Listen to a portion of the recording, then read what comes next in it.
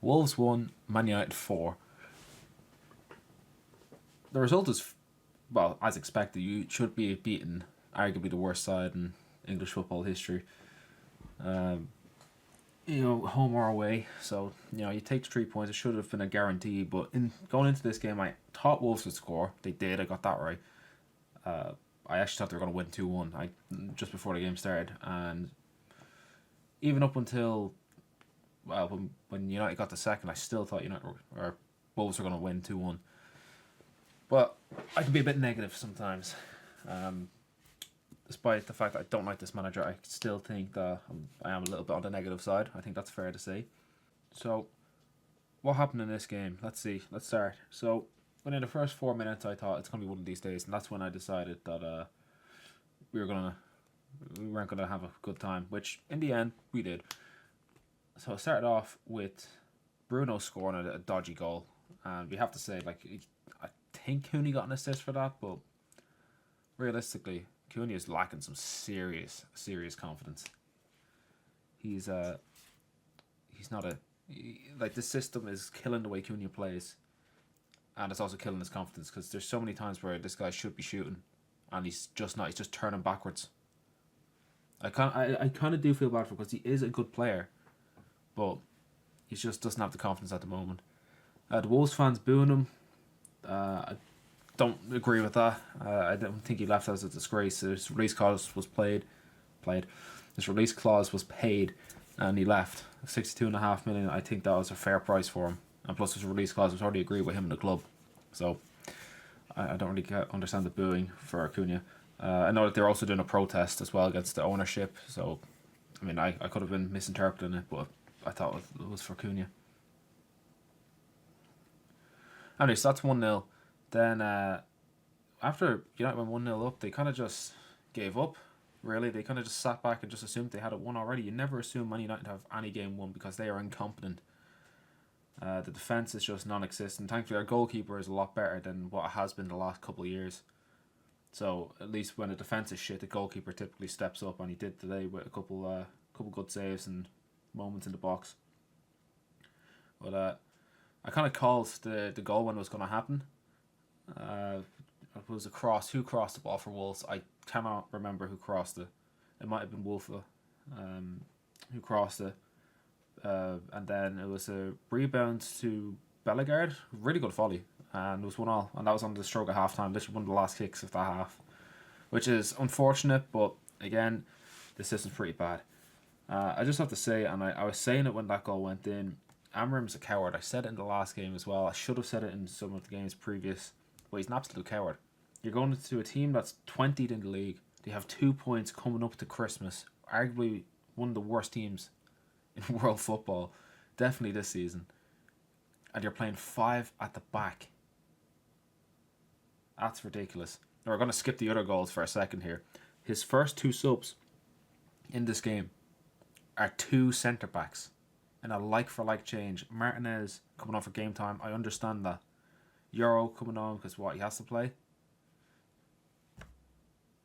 And you're taking off Heaven, who I thought was a bit shaky. He was very shaky, but he managed to recover a couple of times. And Mazraoui, who I thought was fantastic. But, you can say you want to rest him and all that. Our next game's in a week. It's Monday against Bournemouth. You don't need to take him off to rest him.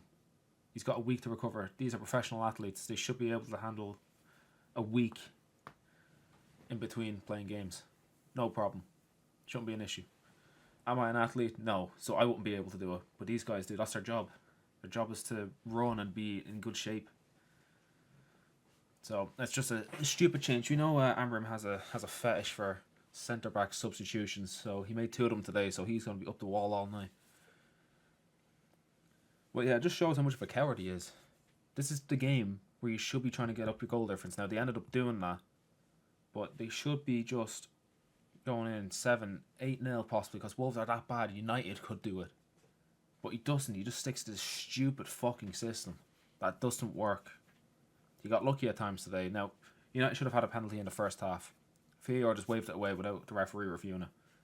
I'm not sure why. And then there was a penalty in the second half as well, which was the exact same thing. and Sophia York asked the ref to go to the monitor, and ref gave it. So I don't really know. Just so much inconsistency with the refereeing, but we know English referees are shy, so that's not a surprise when that happened. But again, we could have scored 5 potentially, but Wolves could have scored maybe 3. I am pushing it a little there, but they could have possibly scored 3. We just had some good moments. Cunha had a few shots saved off the line as well. In fact, I haven't even got to the second, third, and fourth goals. The second goal was scored early enough in the second half. I think it was like the 55th minute or something like that. Who was it? Mbemo scored. I think it was Mount with the assist, maybe. But yeah, no, it's a solid finish, open goal pretty much. And so that was good. Then third goal was very clever. Bruno Fernandes assist over the top straight to Mount, who played the offside trap very well. I went and scored. I don't even know if it was an offside trap. It's just Wolves are that bad. It looked like they were doing an offside trap. So yeah, that was 3-1, and then 4-1 was a penalty, which was the exact same as the one in the first half, but nothing was given. And Fernandes scored. I was actually saying he should have given it to Cunha, but just because Cunha's just done. He's gone very unlucky. He's incredibly unlucky with some of the shots. Cause like as I said, he had a few shots cleared off the line today, and all that. So I would have given it to him, but you should have seen the look on his face. I'm not sure if anyone else saw it, but like after Fernandes scored, like Cunha's demeanor just he just dropped, and then obviously he got tired after that. But so he tried, but he wasn't very good. I don't actually have that much to say about this game, other than Amorim's a coward. But we know this. Good 3 points. A lot of players played well. I thought Mount was man the match.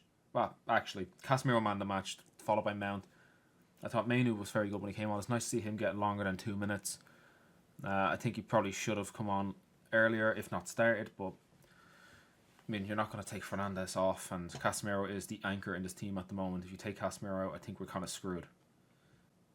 Right, well, this is only a short one. So next Monday, it's Bournemouth. So I know we'll probably lose that one because we're up and down constantly. So yeah, right. Anyway, I think I'll leave it at that because I don't actually have too much else to say. I could go into depth about all the players, but I don't think I want to do it. I think I'm just chatting shit at that point, so we'll just leave it there. Alright, bring on Bournemouth next, and let's see how much of a coward Amorim's going to be against Bournemouth at home.